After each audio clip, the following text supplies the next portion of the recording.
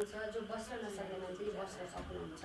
अनि यहाँ चाहिँ हामी सबै कुरा चाहिँ पवित्र आत्माले गर्नुहुन्छ, हामीले चाहिँ गर्ने केही होइन। परमेश्वरले चाहिँ हामीलाई अगुवाई दिइकन हामीलाई चलाउनुहुन्छ, म विश्वास गर्छु। र म एउटा छोटो प्रार्थना गरिकन अगुवाई माग्नेछु। र सबैभन्दा पहिला हामी यो लाइभ प्रेयरमा अगाडि बढ्दै गर्दाखेरि हाम्रो प्रार्थना हाम्रो सङ्गति सुरु भइसकेको छ। र अब हामी वर्शिप गर्नेछौँ, स्तुति प्रशंसा। अनि स्तुति प्रशंसा गर्दै गर्दाखेरि चाहिँ हामीलाई परमेश्वरले जे कुराहरू अराउनुहुन्छ अथवा कसरी डोर्याउनुहुन्छ पवित्र आत्माले, त्यसरी हामी जान्छौँ। र स्तुति प्रशंसा गर्नुभन्दा अलिकति अगाडि चाहिँ म छोटो प्रार्थना गरिकन यो मण्डलीको लागि पास्टर गुरुबा साथै मण्डली भने बित्तिकै पास्टर गुरुबा मात्रै पढ्नुहुन्न, सबैजना पढ्नुहुन्छ। मण्डली सदस्यहरू एकले बुझ्नुपर्ने कुरा हो यो चाहिँ, चाहे त्यो ठुलो होस् चाहे सानो होस्। परमेश्वरले जे दिनुभएको कुरा हजुरहरूको माझमा म सेयर गरिदिन्छु, अनि मात्रै हामी स्तुति प्रशंसामा जानेछौँ। अनि हामी स्तुति प्रशंसामा जाँदै गर्दाखेरि दुष्टको सारा बन्धनलाई तोडिकन हामीलाई परमेश्वरले के दिनुहुन्छ हामी आशा गर्छौँ थाप्नको लागि। अनि हामी यसरी बस्छौँ लाइफमा चाहिँ। यो चाहिँ मैले एउटा वस्तु स्थिति हजुरहरूलाई जानकारी दिएँ। र प्रभुले अब के कसरी लिड गर्नुहुन्छ, कसको जीवनमा के खोल्नुहुन्छ, कसको जीवनमा के तोड्नुहुन्छ म जान्दिनँ। तर हामी एकजना तयारी हुँदै गर्दा परमेश्वरले केही न केही त हाम्रो लागि ल्याउनु नै हुन्छ। हामीलाई खाली हात चाहिँ फर्काउनु हुन्न, किनभने हाम्रो परमेश्वर चाहिँ महान हुनुहुन्छ। हामीले यो कुरा बुझेका छौँ, जसरी सुन्न सक्नुहुन्छ। हे हाम्रा प्रभु र परमेश्वर, तपाईँ महिमा आदर र शक्ति ग्रहण गर्ने योग्यको हुनुहुन्छ, किनभने सबै कुरा तपाईँले नै सृष्टि गर्नुभएको हो र तपाईँकै इच्छा बमोजिम ती अस्तित्वमा आए र तिनको सृष्टि भयो। वचन पढाइ अनि सुनाइमा परमेश्वरले हामीलाई आशिष दिनुभएको होस्। आमेन। आउनुहोस् म छोटो प्रार्थना गर्नेछु र हामी अगाडि बढ्नेछौँ। म प्रार्थना गर्छु, हजुरहरू सुन्नुहोस् प्रार्थनालाई र हजुरहरू पनि तयार हुनुहोस् अनि मसँगै आमेन गर्नुहोस्। म छोटो मात्रै प्रार्थना गर्छु, किनभने प्रार्थना अगाडि दिजुले गरिसक्नु भएको छ अगुवाईको लागि। हे मेरो परमेश्वर, म धन्यवाद चढाउँछु, हामी यहाँ एक भेला भएका छौँ। धन्यवाद दिन्छु मेरो पिता परमेश्वर तपाईँलाई। अब परमेश्वर, तपाईँ पिता, तपाईँ पुत्र अनि तपाईँ पवित्र आत्मा परमेश्वर, त्रिएक परमेश्वरको शक्ति खन्याउनुहोस् हे मेरो राजा। अनि मलाई जुन कुराहरू तपाईँले दिनुभएको थियो घरमा प्रार्थनामा यो मण्डलीको लागि, त्यो भन्नुको लागि प्रभु म चाहिँ कोही पनि होइन मेरो परमेश्वर। किनभने अग्रज पास्टर गुरुबा हुनुहुन्छ, मण्डलीको अग्रज सदस्य मेम्बरहरू हुनुहुन्छ, कमिटी मेम्बरहरू हुनुहुन्छ होला, म को हो जान्दिनँ प्रभु। सबैको अगाडि म सानो छु मेरो परमेश्वर। तर तपाईँको आज्ञा चाहिँ कहिले पनि सानो हुँदैन प्रभु, किनभने राजाहरूलाई पनि तपाईँ आज्ञा गर्ने परमेश्वर हुनुहुन्छ प्रभु। म प्रार्थना गर्दछु प्रभु, तपाईँले दिनुभएको वचन बाँड्ने होइन प्रभु, तपाईँले दिनुभएको कुराहरूलाई सेयर गरिदिँदाखेरि प्रभु सबैले प्रभु आफ्नो योजनामा तपाईँले सबैलाई चलाउनु भएको छ, उहाँहरूले बुझ्न सक्नु भएको होस्। अनि विशेष म प्रार्थना गर्दछु हे मेरो परमेश्वर, मेरो ओठ अनि जिब्रोमा भजन सङ्ग्रह 141 को 3 पदलाई म यस घडी दाबी गर्दछु प्रभु, तपाईँ मेरो ओठ अनि जिब्रोमा ढोके भएर रहनुहोस्। हे मेरो परमेश्वर, भजन सङ्ग्रह 34 को 7 पदलाई म यहाँ भएका र मलाई एकको जीवनमा दाबी गर्दछु, हामी सबैको वरिपरि अल्मल्याउनु र अल्झ्याउन पाउँदैन, किनभने हरेक कुराको तमसुक चाहिँ हाम्रो प्रभु येशू ख्रीष्टले काँटीमा ठोकिकन त्यो तमसुकलाई रद्द गरेर च्यातिसक्नु भएको छ यीशुको रगतले।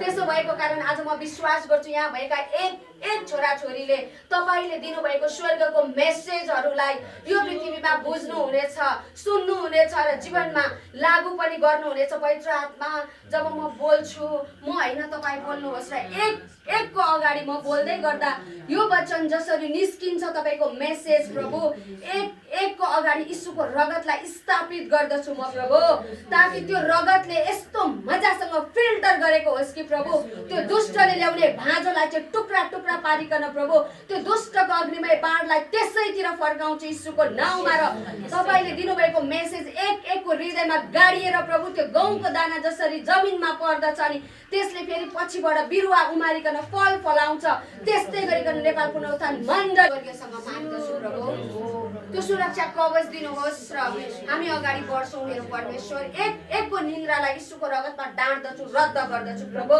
अनि तपाईँमा गहिराइमा गइकन प्रभु कुनै न कुनै थोक अचिभ गरिकन प्रभु दुष्टको साङ्लाहरूलाई भत्काउँदै अगाडि बढ्ने छोराछोरी बनाउनुहोस् नेपालको नताल मण्डलीलाई। धन्यवाद। मैले बोल्दै गर्दाखेरि प्रभु कुनै पनि कुरा भुलचुक भयो भने मलाई क्षमा गर्नुहोस् यसो। हजुरको अनुग्रहले गर्नुहोस्। आदर भक्ति महिमा सम्मान तपाईँ परमेश्वर पितालाई प्रभु यीशु ख्रीष्टको नाउँमा आमेन।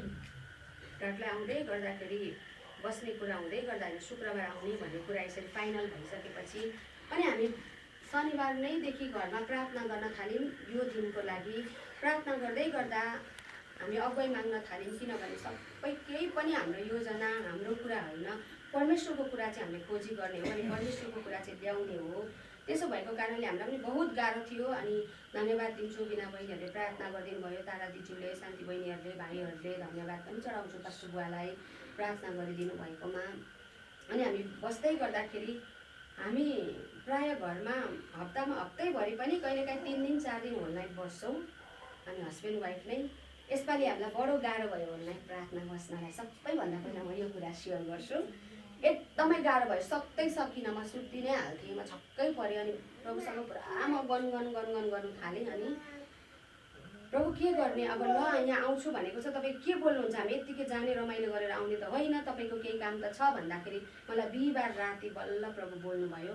बिना बहिनीले मलाई बिचमा फोन गरिराख्नु भएको थियो, प्रभुले केही भन्नुभयो कि दिदी के भयो कि भन्नु चाहिँ म के भन्ने बहिनीलाई, किनकि उहाँमा यति धेरै प्यास प्रभुले हालिदिनु भएको थियो मेरो मण्डलीको लागि, के छ मेरो परिवारको लागि। अब मैले के भन्ने, प्रभुले नभनेको कुरा मैले भन्नु मिल्दैन, कति अप्ठ्यारो कुरा। उहाँलाई पनि अब हतार भएको नि त, पवित्र आत्माले दिनुभएको, उहाँलाई पनि चलाउनु भएको हो। धन्यवाद दिन्छु परमेश्वरलाई। अनि बिहिबार राति बस्दै गर्दा मलाई 9 साढे 9 देखि 10 सवा 10 सम्म वचन आयो योहन्ना केबाट प्रभुले यसरी भन्न खोज्नु भएको रहेछ भनेर। मैले चिन्ह मात्रै लाउँदै थिएँ, लेखेको थिइनँ।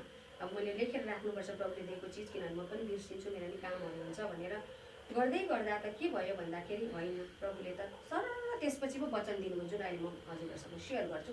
छक्क परेँ। म फेरि प्रार्थनामा बसेँ अनि प्रभुले 1 बाई 1 वचन दिँदै जानुभयो, वचन सँगसँगै प्रकाश पनि दिँदै जानुभयो। अब मैले फेरि गएर त्यहाँ एकचोटि पढ्छु भनेर पढ्नु खोज्दाखेरि पनि मेरो 12 बज्नलाई 10 मिनट बाँकी भइसकेको रहेछ प्रभुसँग बात गर्दा गर्दै। अनि टक टक टक टक टक मैले पदहरू मात्रै टिपेर राति पढिनँ। अनि आँखा गाह्रो हुन्छ मलाई पनि राति। अनि त्यसपछि अझै 1 बजीसम्म बस्छु, अब प्रभुले के भन्दै हुनुहुन्छ अझै भनेर बस्दा प्रभुले सुत भनेर मलाई सुत्ने अगुवाई दिनुभयो। अनि म सुतेँ फेरि। अनि भोलिपल्ट फेरि मैले हिजो पनि पढ्ने अझै प्रयत्न गरेँ, प्रभुले दिनुभयो थाहा छैन किन। फेरि आज मैले दिउँसो मजाले बाइबल पाठ गर्ने टाइमिङहरू पनि पाएँ। अनि मैले पढ्दा धेरै कुराहरू प्रभुले बताइदिनु भयो। अनि साथसाथमा बम्बा बहिनीको लागि पनि बोलिदिनु भएको थियो, प्रभु म धन्यवाद दिन्छु। र प्रभुले तपाईँहरूको मण्डलीलाई भन्दै गर्नुभएको कुरा म सेयर गर्छु। लामो छैन, म थोरै मात्रै। सक्नुहुन्छ पद टिपेर राख्नुहोस्, सक्नुहुन्न पछि पनि हजुरहरूले मसँग माग्न सक्नुहुन्छ, मैले लेखिराखेको छु। यहोशूको पुस्तकबाट चाहिँ परमेश्वर तपाईँहरूसँग बोल्दै हुनुहुन्छ यो दिनहरूमा।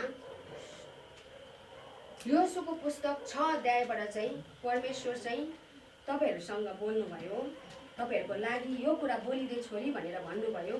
अनि मैले पल्टाउन थालेँ। यहोशू 6 अध्यायमा चाहिँ के भनिएको छ भन्दाखेरि माथि टपिकमै छ यरीहो सहरको कब्जा भनेर। यो पाठ त हामी सबैले पढेकै छौँ, यो हिस्ट्री हामी सबैलाई थाहै छ, यो जिउँदो गवाई हो, हामीले बुझेको छौँ। र यसको पनि 20 पदबाट 6 अध्याय सबै तपाईँहरूले पढ्नुहोस्। तर अब के कतिको कसरी जानुहुन्छ, यहोशूको पुस्तकै हजुरहरूले पढ्दा हुन्छ। तर अहिलेलाई चाहिँ हामीले हेर्नुपर्ने हजुरहरूलाई यहोशूको पुस्तकको 20 पदबाट परमेश्वरले बोल्नुभयो। म 20 पदलाई मात्र पहिला सेयर गरिदिन्छु। यो हाम्रो पास्टर गुरुबालको लागि र सबै मण्डलीको लागि। मैले अघि भनेको छु, न बच्चा न बुढा न यङ के पनि भन्नु पाउँदैन, यो चाहिँ यो मण्डलीको लागि हो भनेर हामीले बुझ्नुपर्छ। अनि आत्तिनु पनि पर्दैन, हामी बिस्तारै बिस्तारै क्रमैसँग अगाडि बढ्छौँ। किनभने हामी कोही पनि सत्य पवित्र सिद्ध छैनौँ, हामी बिस्तारै सिक्ने हो। म पनि छैन, सिक्दैछु। प्रभुले दिएको कुरा चाहिँ 20 पदमा के भन्नुभयो भन्दाखेरि हामीले यहाँनिर बुझ्छौँ, नर्मली बुझ्दै गर्दाखेरि सबैजना कराउँदा चाहिँ त्यो पर्खाल गर्लम्मै फेदैसँग ढलेको छ। द्याट मिन्स यो सहरमा पस्नुको लागि चाहिँ त्यो पर्खालले चाहिँ अवरोध गरेको कुराहरू हामी बुझ्छौँ। हिस्ट्री धेरै छ, हामीलाई यो सबै थाहा छ। म यतातिर जान्न, किनभने वचन मैले अघि भने म वचन भन्नु आएको होइन, म चाहिँ परमेश्वरको मेसेज मात्रै सेयर गर्न आएको हो। त्यसो भएको कारणले जबसम्म त्यो पर्खाल चाहिँ यहोशूहरूको अगाडि हुन्थ्यो, इजरायली जातिहरूको अगाडि हुन्थ्यो भने त्यो पर्खाल जबसम्म ढल्दैन थियो उहाँहरू अगाडि छिरेर कुनै पनि कार्य गर्न पाउनुहुन्न थियो, अथवा त्यो सहरलाई कब्जा गर्न सक्नुहुन्न थियो, अथवा विजय पाउन सक्नुहुन्न थियो। त्यस्तै गरी तपाईँ हाम्रो माझमा पनि अथवा नेपाल पुनरुत्थान मण्डलीसँग पनि एउटा यस्तो पर्खाल छ। अब यो भनेर माफ गर्नु होला, यसरी भनेको आज जुनसुकै मण्डलीमा पनि यो छ, हाम्रोमा पनि छ, सबैमा छ। यो मेरो तेरो केही होइन। परमेश्वरले पृथ्वीमा चाहिँ एउटा यस्तो शक्तिशाली योजना राखेर काम गर्न खोज्दै हुनुहुन्छ। त्यो योजनामा चाहिँ त्यो यो सहरको जति पर्खाल छ भनेको हो, यसरी पनि बुझ्नुपर्छ हामीले। त्यस्तै हाम्रो अगाडि पनि, हाम्रो परिवारमा, हाम्रो मण्डलीमा, हाम्रो एकको जीवनमा यो पर्खाल छ र यो पर्खाल चाहिँ भत्किन पर्छ। जबसम्म यो पर्खाल भत्किँदैन हामी धन्यवाद प्रभु भन्छौँ, उच्चार्छौँ, हरेक कुराहरू गर्छौँ, तर एकातिर हेर्दै जाँदा हाम्रो जीवन चाहिँ बिग्रिराखेको हामी देख्छौँ। हरेकको जीवनमा यो एकजनालाई यसरी भन्नु खोजेको होइन। हामी चाहिँ पृष्ठमा चाहिँ विजय पाउनु आएको छोराछोरी हो, तर हाम्रो खै त विजय? अनि परमेश्वर पवित्र आत्मा रुँदै हुनुहुन्छ, मेरो छोराछोरीलाई मैले विजय दिएको। किनभने आजभन्दा धेरै वर्ष अगाडि प्रभु यीशु मरिसक्नुभयो, हामीलाई सबैलाई थाहा छ भनिसकेपछि अब हामीले चाहिँ किन त त्यो विजयलाई हासिल गर्न सकिरहेको छैनौँ, किन त त्यो शान्ति आनन्दलाई हासिल गर्न सकिरहेको छैनौँ भन्दा हामीमा एउटा पर्खाल छ। हाम्रो नेपाल पुनरुत्थान मण्डलीमा भएको पर्खाल चाहिँ हाम्रो परिवारले हटाउन पर्छ, यो मण्डली परिवारले भइकन ढाल्न पर्छ। यो पर्खाल ढाल्नको लागि फेरिसम्म गर्लम्म ढल्यो भनेको छ। यो ढल्दाखेरि हामीलाई थाहा छ, हिस्ट्री अगाडि पढ्दै आउँदाखेरि प्रत्येक दिन 7 दिनसम्म एकचोटि सहर घुमेको छ, 6औँ दिनसम्म, र 7औँ दिन चाहिँ 7 पल्ट घुम्दाखेरि त्यो ढलेको छ।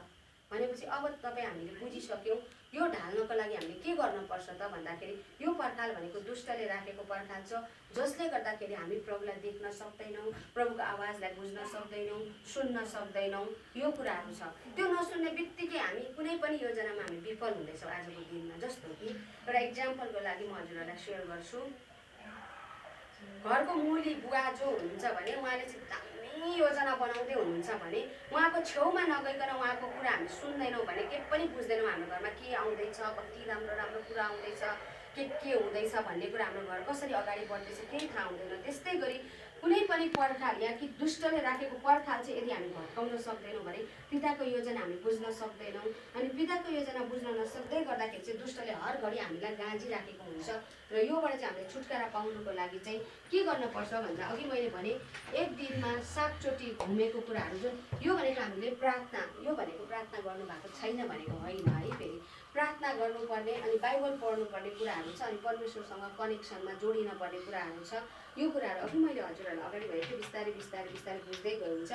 अब यो कुराहरू छ, अब बाइबल पढिराखेको छ, सबै गरिराखेकै छ भनेपछि तपाईँहरूलाई अब पवित्र आत्माले छुइकन बुझ्नलाई दिनुहुन्छ। अहिले पनि तपाईँहरूले बुझ्दै हुनुहुन्छ होला, तर हामीमा के कमी कमजोरी छ यो कुराहरू चाहिँ हामीले बुझ्न जरुरी छ। त्यो पर्खाललाई भत्काउनको लागि तपाईँहरूलाई अगाडि बढ, मेहनत गर भन्ने हुन्छ परमेश्वरले। यो कुरा हामीले बुझ्नुपर्छ। र यहाँनिर 21मा के भनेको छ भन्दाखेरि पुरुष, स्त्री, जवान, बुढा यो सबै कुराहरू चाहिँ तरबारले नाश गरे भन्ने कुराहरू छ।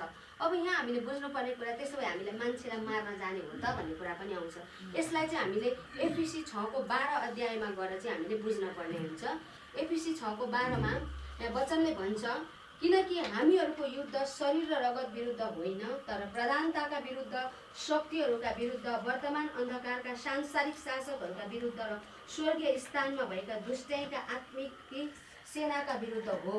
अब हाम्रो लडाइँ भनेको चाहिँ कहिले पनि रगत र मासुसँगको होइन। यो कुरा चाहिँ हामीले बुझ्नुपर्छ र बुझेका पनि छौँ हामी विश्वासी भइसकेपछि। भनेपछि दुष्ट अनि अन्धकारसँग रहेछ हाम्रो लडाइँ भनेको चाहिँ।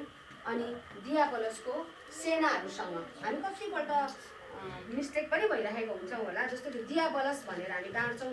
दियाबलस वास्तवमा पृथ्वीमा आएको छैन र अहिले आउँदैन पनि। त्यो आउँदा त साह्रै तहस नहसै हुन्छ होला, तर हामीलाई बचाउने प्रभु